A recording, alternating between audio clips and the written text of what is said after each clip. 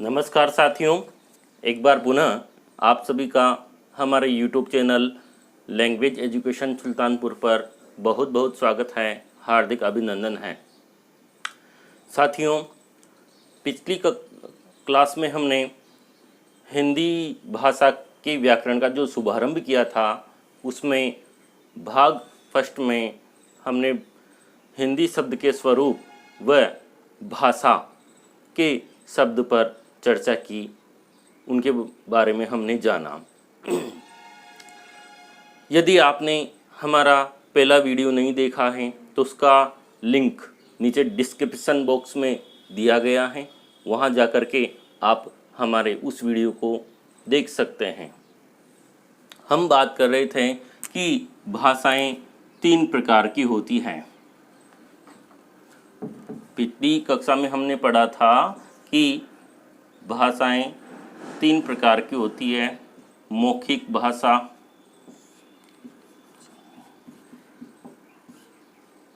लिखित भाषा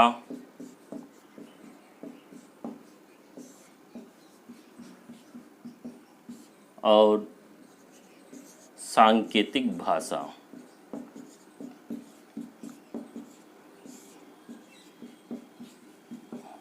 तीन प्रकार की भाषाएं हमने बताई थी कि भाषाएं 3 प्रकार की होती है। इनके बारे में हमने उदाहरण सहित परिभाषाएं स्पष्ट कर चुके हैं। अब अगला प्रश्न यहाँ पर ये बनता है कि तीनों भाषाओं में से कौन सी भाषा सबसे अधिक सरल है और कौन सी भाषा सबसे अधिक कठिन है।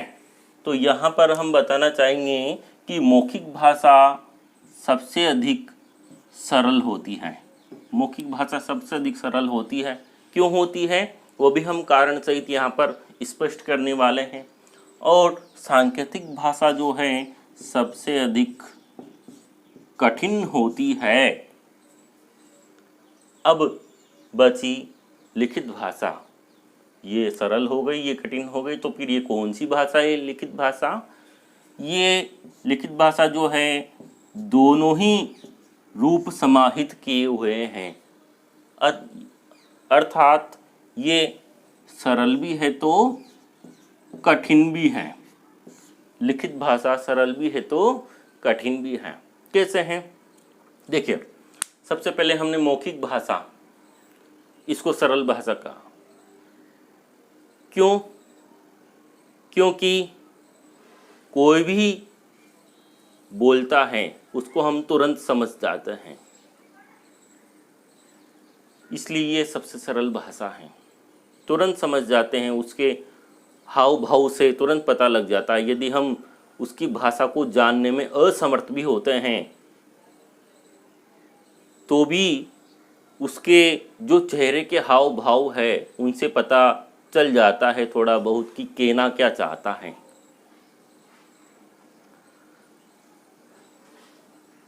जबकि लिखित भाषा हमने पिछली क्लास में जाना कि लिखित भाषा क्या होगी? ऐसे भाव या ऐसी भाषा जो लिखी हुई हो, लिखी हुई सामग्री को पढ़ करके भाव ग्रहण करना, विचार ग्रहण करना, लिखित भाषा है। लिखी हुई सामग्री को। अब कठिन कैसे हुई? सरल तो इसलिए कि हम कोई भी लिखी हुई विषय वस्तु को आसानी से पढ़ सकते हैं। एक साक्षर आदमी किसी लिखी हुई भाषा को आसानी से पढ़ सकता है, तो उसके लिए ये सरल भाषा है। और निरक्षर आदमी कालाक्षर भैंस बराबर, उसके लिए कुछ नहीं है, तो उस व्यक्ति के लिए लिखित भाषा कठिन है। यही नहीं मित्रों, एक साक्षर आदमी के लिए भी लिखित भाषा कठिन हो सकती है। कैसे? जैसे मैं यहाँ पर अभी खड़ा और मेरे से कोई कह दे कि पंजाबी भाषा में या उर्दू भाषा में आप इस विषय वस्तु को लिखिए। उसी समय में निरक्षर, या कोई मुझसे कह दें उर्दू भाषा की किताब ला करके या पंजाबी भाषा की किताब ला करके या सिंधी भाषा की किताब ला करके कि आप इसको एक पृष्ठ पढ़ करके बताइए। मैं बिल्कुल असमर्थ हूँ, निरर्थ हूँ, क्योंकि मैं उसमें लिखी हुई भाषा के भावों को ग्रहण नहीं कर सकता, समर्थ नहीं हूँ। तो वो लिखी हुई भाषा मेरे लिए कैसी हो गई? कठिन हो गई। और कोई मुझे हिंदी की पुस्तक ला करके कह दे, तुरंत मैं उसको पढ़ दूंगा, कोई भी पढ़ देगा जो हिंदी भाषी है, तो उनके लिए वो सरल है। तो आप समझ गए होंगे भली भांति कि लिखित भाषा सरल भी है तो कठिन भी है। तीसरी भाषा की यदि हम बात करें, सांकेतिक भाषा, वो कठिन मानी जाती है, केवल और केवल कठिन भाषा है, क्योंकि संकेत जो हैं वो निश्चित नहीं होते कदापि। संकेत भिन्न भिन्न प्रकार के हो सकते हैं, हर परिस्थिति के अनुसार संकेत बनाए जा सकते हैं। परिस्थिति के अनुसार संकेतों का निर्माण कर लिया जाता है, तो संकेत निश्चित नहीं होते हैं। यानी मेरे कहने का मतलब ये हुआ कि जब तक कोई स्पष्ट भाषा नहीं हो तब तक हर प्रकार का संकेत या इशारा सांकेतिक भाषा के अंतर्गत ही आएगा, वो भाषा सांकेतिक ही होगी। जैसे कि पहले क्रिकेट के खेल में जब एक बल्लेबाज आउट हो जाता था तो उसका कोई विकल्प नहीं था, उसको जाना ही होता था पेवेलियन की ओर। लेकिन हम देखते हैं कि पिछले कुछ समय से क्रिकेट के खेल में एक नया डिसीजन लिया गया, निर्णय लिया गया कि यदि बल्लेबाज आउट होता है तो उसको एक चांस मिलता है अपने को सही साबित करने का कि मैं आउट नहीं हूँ, या गेंदबाज को कि मैंने आउट कर दिया इस बल्लेबाज को। DRS लेने का क्या होता है, तो वहाँ DRS लेने के लिए बल्लेबाज या गेंदबाज न तो बोल करके अंपायर को कहता है, न लिख करके कहता है, अभी तो एक प्रकार का ये संकेतक बना दिया इस प्रकार से। तो इस संकेतक एक बार जैसे ही हुआ, सारे दर्शक समझ गए कि इसका मतलब बल्लेबाज ने या गेंदबाज ने DRS ले लिया, ये अंपायर को चुनौती दे रहा है। तो ये नए संकेत का निर्माण हो गया। अब जब तक हमें, पहले तो ये कोई संकेतक नहीं था, तो ये नया संकेतक बन गया। तो संकेत चिन्ह परिस्थिति वश नए नए बनते जाते हैं। यदि आप कभी ड्राइविंग लाइसेंस के लिए RTO कार्यालय गए तो आपने वहाँ जब टेस्ट से गुजरना होता है उस समय प्रक्रिया में देखा होगा कि बहुत सारे संकेतक चिन्ह से हमें अवगत कराया जाता है, परिचय करवाया जाता है, जो हमने कभी देखे नहीं हैं। अब जब कभी संकेतक चिन्हों से परिचय नहीं होगा तो हमारे लिए कैसे होंगे? वो कठिन होंगे। यानी सीधा सीधा अर्थ यही हुआ कि जब तक कोई सार्थक ध्वनि का प्रयोग हमारे लिए नहीं हो रहा हो, वह भाषा सांकेतिक ही होगी। तो मित्रों, इस प्रकार से जो भाषाएं हैं, मौखिक भाषा सबसे सरल है, क्योंकि हमारी वातावरण में, हमारी भाषा में यदि कोई वार्तालाप कर रहा है तो उसे हम तुरंत समझ ही जाएंगे। दूसरी भाषा का व्यक्ति भी यदि हमसे कोई वार्तालाप कर रहा है और उसकी भाषा को समझने में हम असमर्थ हैं, नहीं समझ पा रहे हैं, तो भी ऐसा नहीं हो सकता कि थोड़ी से भी हम उसके भावों को न समझ पाएं। यानी उसके हाव भाव, चेहरे के हाव भाव से हम उसके भावों को पढ़ ही सकते हैं। तो मतलब कहने का तात्पर्य हुआ कि मौखिक भाषा में समझा जा सकता है, सबसे सरल है, जबकि लिखित भाषा में सरल भी है और कठिन भी है। लिखी हुई विषय वस्तु को पढ़ करके ग्रहण किया जा सकता है, लेकिन यदि दूसरी जिस भाषा को हम जानने में असमर्थ हैं, जिस भाषा से हमारा परिचय नहीं है, उस भाषा में लिखी हुई विषय वस्तु को हमसे पढ़ने को कहा जाए तो बिल्कुल असमर्थ हैं, उसके भाव तनिक भी हम नहीं जान सकते हैं, जबकि मौखिक भाषा में दूसरी भाषा के भावों को हम जान सकते हैं। यहाँ पर मैं एक और बात कहना चाहूँगा कि दूसरी भाषा की मैंने बात की कि दूसरी भाषा की सामग्री को हम नहीं पढ़ सकते, उसके भाव को नहीं जान सकते, इसलिए कठिन है। लेकिन अपनी भाषा के भी कई बार होता क्या है कि किसी व्यक्ति की कहते हैं राइटिंग बहुत खराब होती है, तो उसने क्या लिखा पता नहीं, समझ में ही नहीं आता, तो भाषा हमारे लिए कैसी हो गई, कठिन हो गई। और उसी से जाके पूछते हैं भैया ये तूने क्या लिखा है, तो स्वाभाविक है कि वो भाषा ही हमारे लिए कठिन हो गई, हमारी भाषा ही, क्योंकि इसके भावों को हम ग्रहण नहीं कर पा रहे हैं। यदि कभी कभार हम बीमार हो जाते हैं तो डॉक्टर के पास जाते हैं, पर्चा लिखता है, कैसी भाषा होती है आप सभी जानते हैं, केवल मेडिकल वाला ही समझ पाता है उनकी भाषा को, है? हम नहीं समझ पाते उस पर्चे में लिखी हुई दवाइयों को कि क्या लिखा है, तो भाषा हमारे लिए कठिन है। तो स्पष्ट है कि लिखित भाषा सरल भी है और कठिन भी है, और सांकेतिक भाषा कठिन भी है। अब हमें यहाँ पर प्रश्न पूछ लिया जाए कि निम्न में से कौन सी भाषा सबसे सरल है। ऑप्शन में दे दिया जाएगा विकल्प में आपको मौखिक, लिखित और सांकेतिक या उपर्युक्त सभी। तो हमारा सही जवाब होना चाहिए मौखिक भाषा। निम्न में से कौन सी ऐसी भाषा है जो सरल होने के साथ साथ कठिन भी है। तो विकल्प में हमें मिलेंगे तीनों विकल्प और अंतिम विकल्प उपर्युक्त सभी या कोई नहीं। तो हमारा सही जवाब होगा लिखित भाषा। क्यों होगा, मैंने आपको कारण सहित इसका जवाब दे दिया है। तो यह हुई भाषा की बात, भाषा का परिचय हमारा। अब इसके बाद हम, आप इसका चाहें तो स्क्रीनशॉट ले सकते हैं। इसके बाद हम चर्चा करेंगे व्याकरण के ऊपर।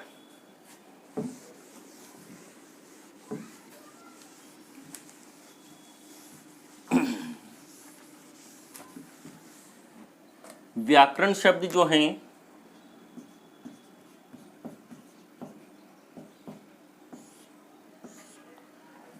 व्याकरण शब्द कैसे बना, इसके क्या मायने हैं, व्याकरण का प्रयोग क्यों है, यदि व्याकरण नहीं होती तो क्या होता, इन सभी बिंदुओं पर आज हम चर्चा करने वाले हैं।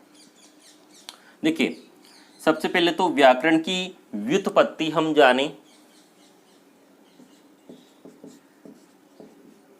व्युत्पत्ति, इसमें यहां पर यण संधि का प्रयोग हुआ है, यण संधि हुई है वी प्लस आ प्लस करण, इनसे मिलकर के हमारा व्याकरण शब्द बना है। दो उपसर्ग इसमें प्रयोग हुए, वी और आ, करण शब्द। व्युत्पत्ति, ऐसा ही एक और शब्द प्रचलन में है उत्पत्ति। दोनों शब्दों में पर्याप्त अंतर है। व्युत्पत्ति से तात्पर्य होता है रचना या बनावट, शब्द की रचना कैसे हुई, बनावट कैसे हुई। और उत्पत्ति से तात्पर्य है जन्म।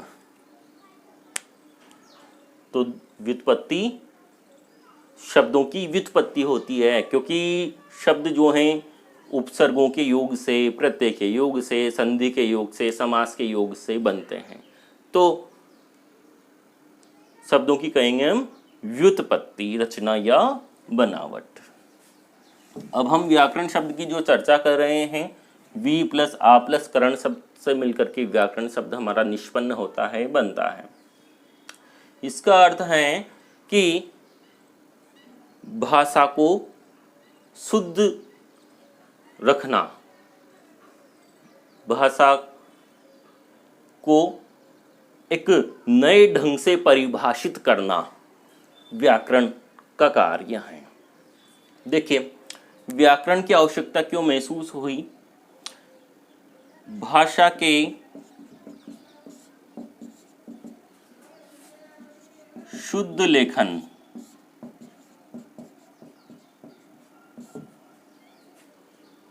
शुद्ध उच्चारण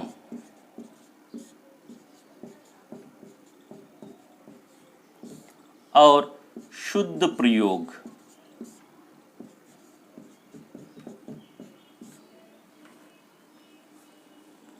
भाषा के शुद्ध लेखन, शुद्ध उच्चारण और शुद्ध प्रयोग को दृष्टिगत रखते हुए व्याकरण की आवश्यकता महसूस हुई। ये व्याकरण की आवश्यकता क्यों महसूस हुई? व्याकरण क्यों लिखा गया? कि हमारी जो भाषा है उसका लेखन शुद्ध हो, उसका उच्चारण शुद्ध हो और भाषा का प्रयोग शुद्ध हो। इन सभी को देखते हुए व्याकरण की रचना की गई है और व्याकरण हमारे काम में आता है। शुद्ध लेखन कैसे?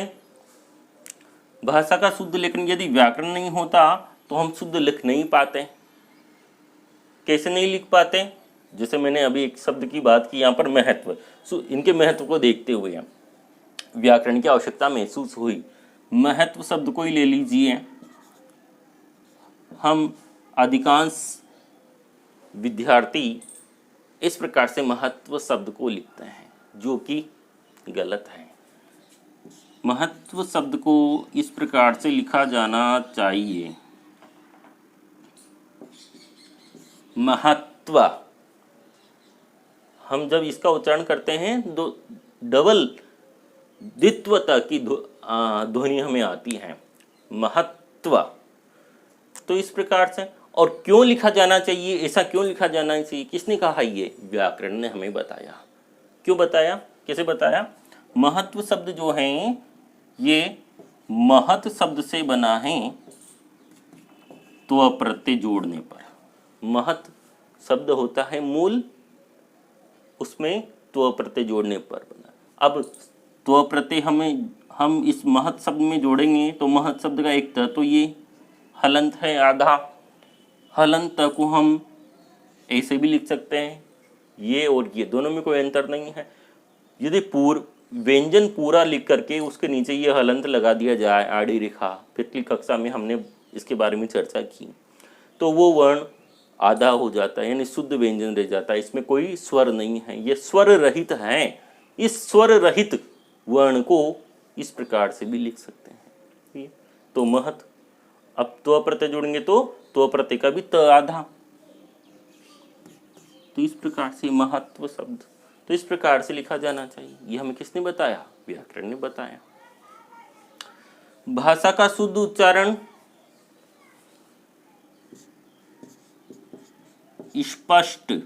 स्पष्ट हम देखते हैं इस शब्द को बहुत सारे लोग बोलते हैं सपष्ट लिखते तो यही हैं, लेकिन उनका उच्चारण होता है ये सपष्ट। तो इनको देखते हुए शुद्ध उच्चारण के लिए भी इसकी आवश्यकता महसूस हुई कि ये जो सपष्ट बोलते हैं उसमें सकार में अ नहीं है, यानी स जो है वो स्वर रहित हैं, शुद्ध व्यंजन हैं, आधा सपष्ट। बहुत सारे लोग जो हैं स को श बोलते हैं, स को श, जैसे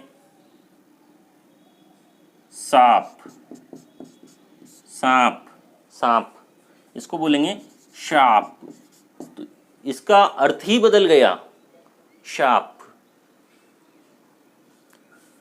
ये दंते स हैं, दंत से बोले जाते। जब हम उच्चारण स्थान पढ़ेंगे तब यहाँ वहाँ विस्तार से इसकी चर्चा होगी। दंते स दांत से बोला जाता है, यानी इस स को जब हम बोलेंगे तो दोनों दांत, ऊपर नीचे के दोनों दांत आपस में सट जाते हैं और उनके बीच से वायु निकलती है, स, इस प्रकार। जबकि ये तालव्य से, तालु से बोला जाता है श, इसमें दोनों दांत आपस में सटते नहीं हैं, मिलते नहीं हैं, दोनों में पर्याप्त अंतर है। लेकिन इनके शुद्ध प्रयोग को कौन जान सकता है, शुद्ध उच्चारण को कौन जान सकता है? जो व्याकरण को जानता है वही इनका शुद्ध प्रयोग जान सकता है। इसलिए व्याकरण की आवश्यकता महसूस हुई। अब हम शुद्ध प्रयोग की बात करें, भाषा का शुद्ध प्रयोग भी व्याकरण की आवश्यकता है। कैसे? कई जगह की और की और की, ये की और ये की कहीं भी हो, कहीं तो हम ऐसा लगा देते हैं, कोई कहीं ऐसा लिख देते हैं, कहीं तो ऐसा लिखते हैं, कहीं ऐसा लिखते हैं। तो कहाँ कौन सा वाला लिखा जाना चाहिए ये भी हमें व्याकरण ही बताती है। कहाँ कौन सा प्रयोग में आना चाहिए। ये जो की हैं वो कथनात्मक की,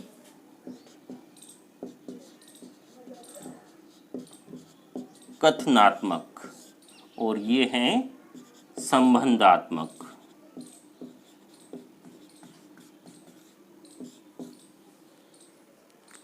यानी जहां हम किसी कथन से अपनी बात को जोड़ रहे हैं तो इस की का प्रयोग होता है, छोटे स्वर वाली की का है। अध्यापक जी ने कहा कि आज तुम्हारी क्लास नहीं है, मतलब कथन से जोड़ा अपनी बात को। तो जहाँ कथन से अपनी बात को जोड़ा जाता है वहाँ पर इस की का प्रयोग होता है, और जहाँ संबंध दिखाने के लिए प्रयोग में लाया जाना हो वहाँ पर इस वाली की का प्रयोग होता है। राम श्याम की बहन है, राम श्याम की बहन है, ऐसा नहीं, राम श्याम की बहन है, इस वाली की का प्रयोग होगा। संबंधों को दिखाने के लिए इस की का प्रयोग होगा, जिसे हम कहेंगे संबंधात्मक की, और ये कथनात्मक की। तो ये भी कौन बताया शुद्ध प्रयोग कैसा हो, कहाँ पर कौन सी वाले का प्रयोग हो, किसने बताया? व्याकरण ने बताया। इसके अलावा है और हैं, कहाँ कौन सा प्रयोग होना चाहिए। बहुत से मित्र तो कहेंगे कि एक ही तो होता है दोनों, लेकिन एक नहीं, दोनों में ही पर्याप्त अंतर है। कैसा अंतर है? और हैं क्या देख रहे हैं? पिछली कक्षा में हमने अनुस्वार की चर्चा की थी। 4 प्रकार के अनुस्वार 4 प्रकार की बिंदियां बताई थी हिंदी में। यदि शिरोरेखा के ऊपर कोई बिंदु लगता है तो हम उसे कहते हैं अनुस्वार। ये अनुस्वार हैं। क्या अंतर है दोनों में? अंतर ये है कि ये एक वचन के लिए प्रयोग में आता है और ये बहुवचन के लिए प्रयोग में आता है। सहायक क्रिया, हेल्पिंग वर्ड। यदि हमारी मुख्य क्रिया एक वचन की है तो इस वाले का प्रयोग करेंगे, और बहुवचन की है तो इस वाले का प्रयोग करेंगे। जैसे कि